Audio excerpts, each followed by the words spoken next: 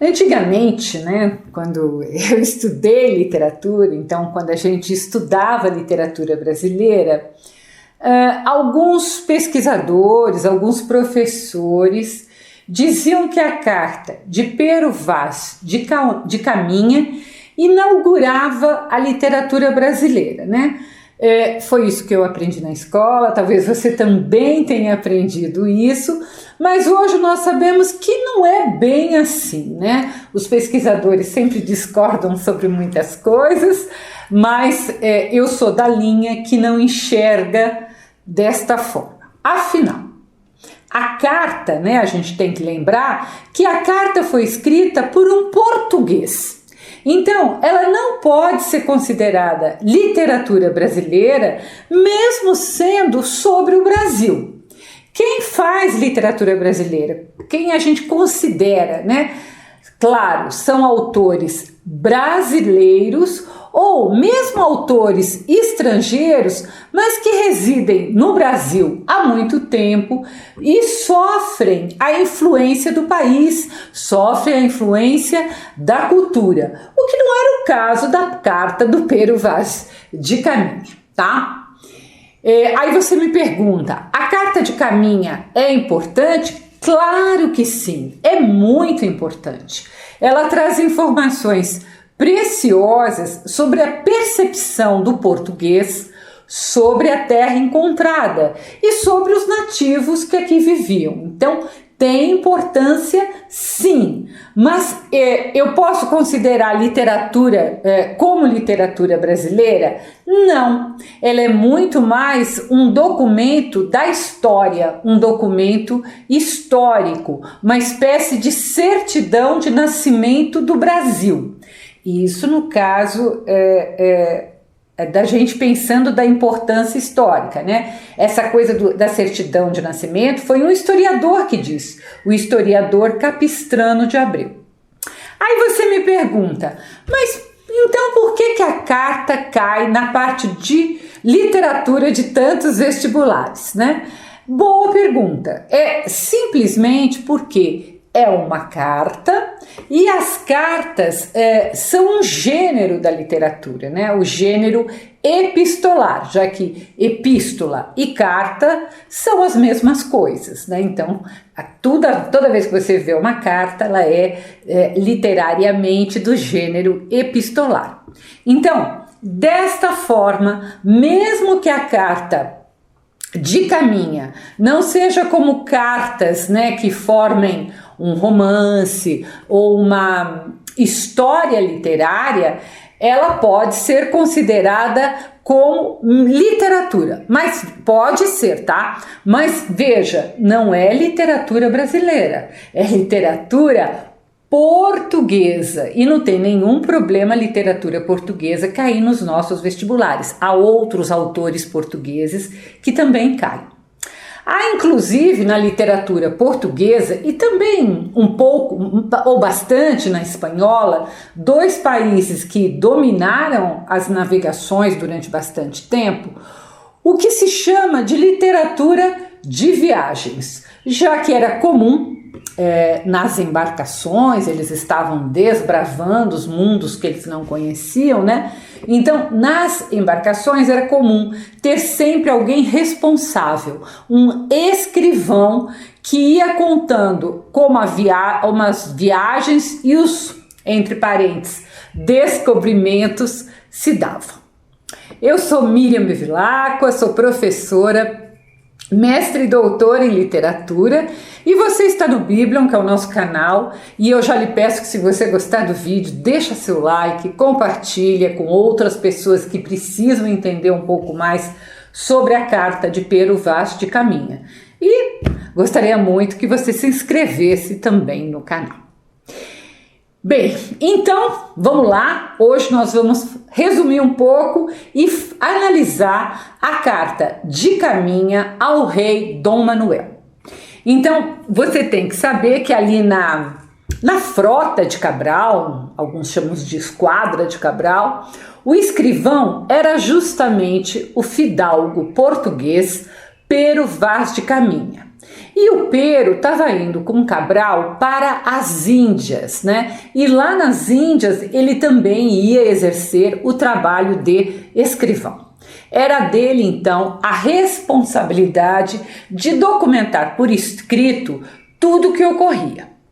A carta, que tem uma página aparecendo aqui em algum lugar da tela, foi obviamente escrita à mão e durante muito tempo não sabíamos aqui no Brasil da existência dessa carta. Por quê? Porque ela só foi divulgada no século XIX e foi divulgada ali no meio de um livro sem grande destaque. É uma carta de apenas poucas páginas, você não precisa comprar porque ela está disponível na internet para ser baixada. Você encontra no site da Biblioteca Nacional, você encontra no site do domínio público, você vai ver que varia um pouco, tem um lugar que ela tem 13 páginas, tem um lugar que ela tem 14, mas é a mesma carta. O que acontece é uma diferença apenas de diagramação, mas é exatamente a mesma carta. Bem, logo no início da carta, o Caminha diz ao rei que outros capitães já escreveram a ele para contar do achamento dessa nova terra. Sempre me soa estranha essa palavra achamento, que a gente não tem, né? E aqui o Caminha também vai tentar contar, e muito modesto, diz que os capitães devem já ter contado ou ter escrito muito melhor do que ele. Ora, isso é uma falsa modéstia, não era verdade, já que ele era o escrivão, ele era quem dominava as letras. Então a carta dele, que graças a Deus foi uma das poucas a serem salvas, né, foi justamente a dele, porque era muito bem escrita. O Caminha conta, então, que eles saíram da cidade de Belém, lá em Portugal, não tem nada a ver com o nosso Belém, em 9 de março, que passaram pelas Ilhas Canárias, por Cabo Verde. Ele conta também que uma das naus, ela se perdeu, sem que ninguém entendesse muito bem como que ela tinha se perdido, porque não houve mau tempo para que ela se perdesse. E ele conta também que o capitão Mor, que a gente imagina ali que seja o Cabral, ele não diz o nome, mas é o capitão Mor, fez algumas tentativas de encontrar a nau, mas sem sucesso. Eles continuaram a viagem até que, em 21 de abril, eles perceberam alguns sinais de terra próxima e no dia 22 eles avistaram a tal terra. Então, 22 de abril de 1500. Primeira coisa que eles viram foi um monte alto e porque eles estavam próximos ali da Páscoa, o capitão deu o nome de Monte Pascoal. Então, é a primeira coisa que eles avistaram. Mas depois eles avistaram a terra que foi chamada Terra de Vera Cruz. Foi o primeiro nome que o Brasil recebeu. Depois, lógico, eles logo avistaram também os primeiros indígenas na praia, né? E que Caminha assim descreve. Então ele vai fazer uma descrição dos indígenas que ele estava vendo pela primeira vez. Então vamos lá, abre aspas. A feição deles é serem pardos, um tanto avermelhados, de bons rostos e bons narizes, bem feitos. Andam nus, sem cobertura alguma. Não fazem mais caso de encobrir ou deixar de encobrir suas vergonhas do que mostrar a cara. Acerca disso, são de grande inocência. Então, essa foi a primeira impressão do Caminha. Para ele, os indígenas mostrar a cara e mostrar, por exemplo, a genitália era a mesma coisa. Aí ele relata que no encontro ali deles com os nativos, né, o capitão estava todo chique, né, mostrando a sua imponência, o que contrastava com a simplicidade dos indígenas.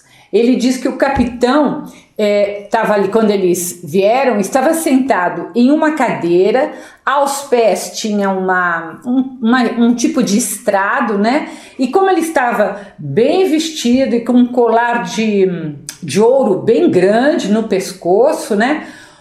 Os indígenas fizeram acenos ao colar de ouro, tinha também um castiçal de prata, fizeram um aceno ao castiçal também, né? E fizeram um aceno à terra. Então o Caminha relata que eles, os portugueses, entenderam que naquela terra havia ouro e prata, né? Mas Caminha, ele tem o cuidado de explicar para o rei que essa conclusão foi a que eles chegaram, porque era isso que eles desejavam, nada melhor do que encontrar uma terra com muito ouro e muita prata, né? Era tudo que eles queriam. Conta também que apareceram depois muitos nativos, esses nativos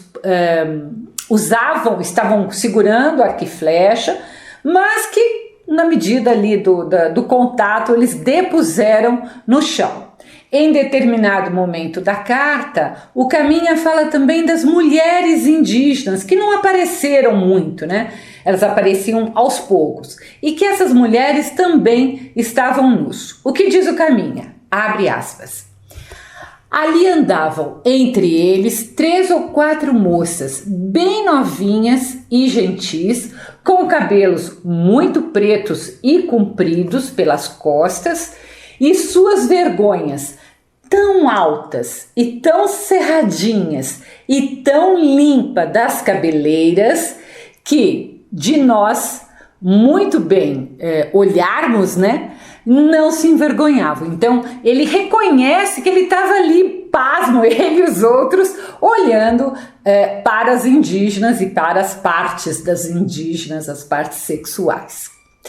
Fala a carta também da arte plumária, que é aquela arte feita com plumas e com penas de aves, da pintura dos corpos e dos ornamentos, principalmente nos lábios, que os indígenas usavam. E tudo isso nos permite conhecer melhor como viviam aqueles primeiros habitantes do Brasil, os donos do Brasil, tá? Pela carta, ainda ficamos sabendo que havia, junto com eles, 2 degredados nas naus. Homens que foram condenados lá em Portugal, eles foram condenados ao exílio, isso era uma pena muito comum, manda embora quem era condenado, e que a intenção dos portugueses era deixar por aqui esses 2 degredados. E de verdade eles ficaram, junto com 2 marinheiros que resolveram ficar por vontade própria. Aliás, essa é uma marca da colonização portuguesa, que se intensificou, claro, nos anos seguintes, com presos exilados, que Portugal não queria mais em suas terras. O Caminha conta, inclusive, que eles conversaram entre eles, ali os comandantes, se deveriam mandar, junto com as cartas, porque as cartas seguiram antes e eles seguiram viagem, né? Junto com as cartas para Dom Manuel, 2 indígenas para mostrar para o rei. Mas eles acabaram achando que não valia a pena pegar ninguém à força. Mas vejam que isso passou pela cabeça deles. Chegar na terra, pegar 2 pessoas e mandar para o rei. Bem, no domingo o Caminha conta que Cabral mandou que se rezasse uma missa, né, na terra que eles acreditavam ainda ser uma ilha. Quem rezou essa missa foi o padre Frei Henrique e fala que eles também ficavam ali, eles ficaram alguns dias ali na nossa costa e eles ficavam costeando, né, de lá para cá, conhecendo melhor aquele lugar. Em toda a carta, a visão portuguesa, a visão europeia, a visão portuguesa, de que os nativos eram selvagens e que precisavam ser amansados. Vejam que esse é o termo, amansados, amansados como animais. Então, a gente amansa animal e animal selvagem. Então, vamos a um outro trecho dessa carta que fala sobre isso. Abre aspas. Ninguém não lhes ousa falar de rijo para não se esquivarem mais. E tudo se passa como eles querem, para os bem amansarmos. Então eles não gritam com os nativos, não são duros, porque eles querem amansar os nativos. E como, mesmo presenteando os nativos com alguma bobagem que eles tivessem lá no navio, os nativos não faziam grande festa, não faziam agradecimentos, gentilezas, né? O Caminha estranha muito, não podemos esquecer que ele tem a visão portuguesa, né? E aí ele ainda completa em razão desse não agradecimento. Abre aspas. Fatos de que deduzo que a gente bestial e de pouco saber é por isso tão esquiva. Mas apesar de tudo isso, andam bem curados e muito limpos.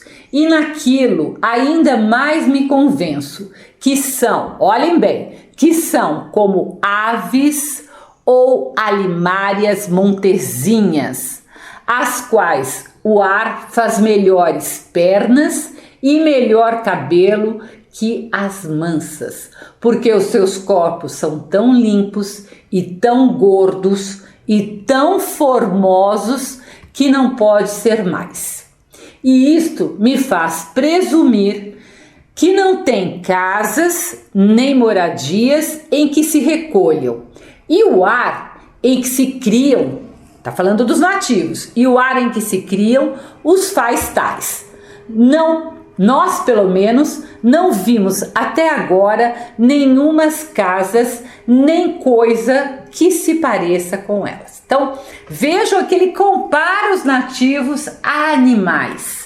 E depois, claro que eles não viram nenhuma casa, porque as casas não ficavam na praia, as casas ficavam mais para dentro, as casas ficavam nas matas. O capitão mandou que nos dias seguintes, os degredados passassem a noite em terra. E eles até tentaram, então eles foram com os nativos mais para dentro da mata, eles viram as casas que esses degredados descreveram como sendo compridas, de madeira e grandes como uma nau. E ainda contaram que em cada uma dessas casas moravam de 30 a 40 nativos. Só que os nativos não queriam que esses degredados ficassem, então quando foi à noite eles tiveram que voltar, pegaram ali um batel, que é uma canoa pequena, e voltaram para a nau que ficava ancorada ali perto da praia, ficava no mar, mas perto da praia. Claro que depois os nativos, como não tinha mais solução, os degredados ficaram, as naus foram embora, os nativos tiveram que aceitar esses degredados. O Caminha, ele conta também de que com o passar dos dias, os índios foram aparecendo cada vez com menos arco e flecha, até que chegou um dia que eles vieram ali se encontrar com os portugueses sem qualquer arco para se defender. Então mostra como o nosso nativo ele era da paz, E conta também que seria muito fácil catequizá-los, já que os portugueses tinham posto ali na terra uma cruz e que os nativos viam os portugueses beijando a cruz e eles também começaram a beijá-la da mesma forma dos portugueses.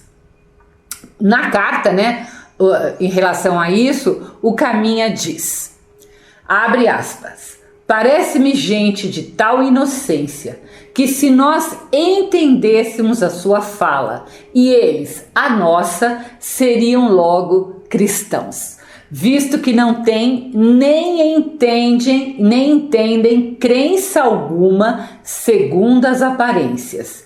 E, portanto, se os degredados que aqui hão de ficar, então isso já era estabelecido, os degredados tinham que ficar, aprenderem bem a sua fala e os entenderem, não duvido que eles, segundo a santa bênção ou intenção de Vossa Alteza, se farão cristãos e hão de crer na nossa santa fé, a qual praza a nosso Senhor que os traga, porque certamente essa gente é boa e bela, e de bela simplicidade, né? Boa e de bela simplicidade, e imprimir-se-á facilmente neles qualquer cunho que lhes quiserem dar, uma vez que nosso Senhor, olha gente, olha o longo trecho, uma vez que nosso Senhor lhe deu bons corpos e bons rostos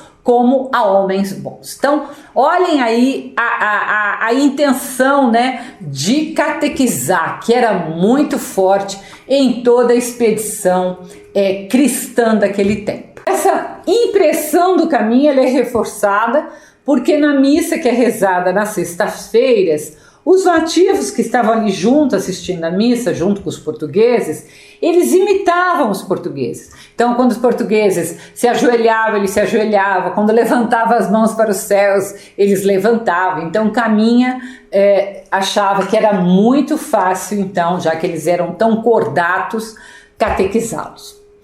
Caminha termina a carta dizendo que não viu animais além de pássaros, mas que a terra é bonita e parece ser bem grande, né? Porque eles viam as árvores lá no fundo, eles viam a mata. De ponta a ponta, isso é o Caminha falando, abre aspas, de ponta a ponta é toda a praia, muito chã e muito formosa. Pelo sertão nos pareceu, vista do mar, muito grande, porque a estender de olhos não podíamos ver senão terra e arvoredo. Terra que nos parecia muito extensa, claro. Até agora não pudemos saber se há ouro ou prata nela, ou outra coisa de metal ou ferro, nem lhe a vimos. Contudo, a terra em si é de muito bons ares frescos e temperados, como os de entre Douro e Minho. Douro é o rio Douro e Minho, né? São regiões de Portugal. Porque neste tempo da agora, assim os achávamos como os de lá. Então achou o clima parecido. Águas são muitas, infinitas, em tal maneira é graciosa que, querendo a aproveitar, dar-se-á nela tudo, por causa das águas que tem. Então ele está falando que a terra é bonita, a terra é graciosa, tem um bom clima, né? E que se plantar alguma coisa ali, qualquer coisa, ele acredita que vai bem. E por fim, ele ainda reforça a catequização, né? Então a gente percebe que esse é um tema que volta e volta, porque era muito importante naquela hora. Entre aspas. Contudo, o melhor que se pode fazer parece que será salvar essa gente. E esta deve ser a principal semente que Vossa Alteza em ela deve lançar. Então, o Caminha termina a carta fazendo um pedido para Vossa Alteza, que era de catequizar aquelas pessoas. E ele data a carta de 1º de maio de 1500. E aí, então, eles passaram esses dias e eles vão embora. Bom, vamos à análise. Claro que é uma visão eurocêntrica, ou seja, a visão de um europeu que se acha o centro do mundo. E ainda por cima do início do século XVI. Caminha e os outros estavam desbravando terras completamente desconhecidas. Então, tudo era novidade. E claro, o que eles conheciam era Portugal. Então, tudo eles vão fazer a relação, a comparação com o que eles conheciam na Europa. Isso é óbvio, todos nós fazemos isso, fazemos comparação com coisas que nós conhecemos. Também fica claro pela carta a questão da exploração da terra e de suas riquezas. E essa exploração sugere que seja de múltiplas formas, desde plantando, já que Caminha acredita que por ter muita água e um bom clima, tudo que seja plantado aqui dê bons frutos, né? E também quando ele faz a menção à possibilidade de ter ouro e prata. Riquezas, claro, que depois os portugueses, ao longo dos séculos do Brasil sendo colônia, eles vão achar e eles vão levar embora para a Europa. Então isso é a ideia inicial, já começa na certidão de nascimento, a ideia de exploração do Brasil. Acho que é importante você sempre fazer a relação da carta com as notícias, com o que está acontecendo hoje em dia. Se você pensar em pleno século XXI, o governo de Bolsonaro achou que podia explorar como bem quisesse as terras indígenas, permitindo que as terras fossem desmatadas para serem exploradas ou por grandes fazendeiros ou por mineradoras. Então, você percebe que passado tantos séculos, né, ainda há uma visão muito parecida de alguns setores da nossa sociedade, setores atrasados, né, que pensam como os europeus, acham que os indígenas são crianças que devem ser tuteladas ou animais que devem ser amansados, né? E que por isso, como criança ou como animais, eles não têm direito à terra, eles não têm direito à propriedade. Veja também a tentativa dos nossos políticos, né, de tentarem passar a lei de marco temporal, como se fôssemos nós, os brancos, que decidíssemos quando a terra deveria ser ou não ser dos indígenas. E é uma terra que sempre foi deles, o que é um absurdo, né? Em pleno século XXI, ainda ter gente retrógrada que pense dessa forma. A terra é dos indígenas, o que sobrou, né? Porque nós já ocupamos grande parte. Fala também a carta, e isso é importante, eu já frisei aqui, da necessidade de catequizar o nativo. Por quê? Porque monarquia e igreja, se você estudar no mundo inteiro, elas sempre andaram juntas. Então, era preciso catequizar, controlar para governar. Não havia interesse de Portugal ou de qualquer país europeu em tentar descobrir se os nativos tinham outra fé, né? A partir do momento que eles eram apresentados, né, a fé professada deveria ser a fé do português, a fé cristã, a única que os portugueses consideravam correta. Depois isso acontecer com os negros também, né, que tinham sua própria fé e que foi sufocada quando eles foram escravos. E se você comparar, acho que isso existe um pouco, não em questão de fé, que ainda a igreja é muito forte, mas também em questão de conhecimento, né? Conhecimento do indígena. Muita gente acha que por ser branco e por ser culto, ele tem muito a ensinar para o indígena, mas o indígena não tem nada para lhe ensinar. Gente, eu sempre fico indignada com essas coisas.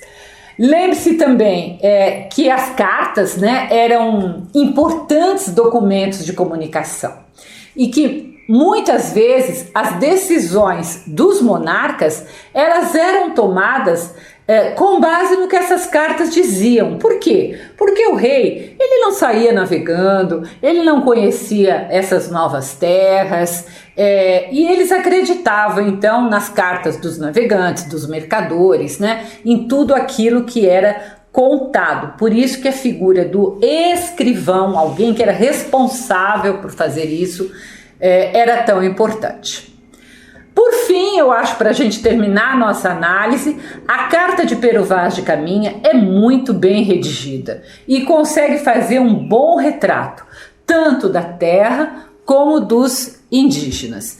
E é um retrato, até certo ponto, claro, guardadas os absurdos, até certo ponto é um retrato sincero, principalmente quando ele se refere aos nativos num trecho em que ele diz, abre aspas, são muito mais amigos nossos do que nós deles.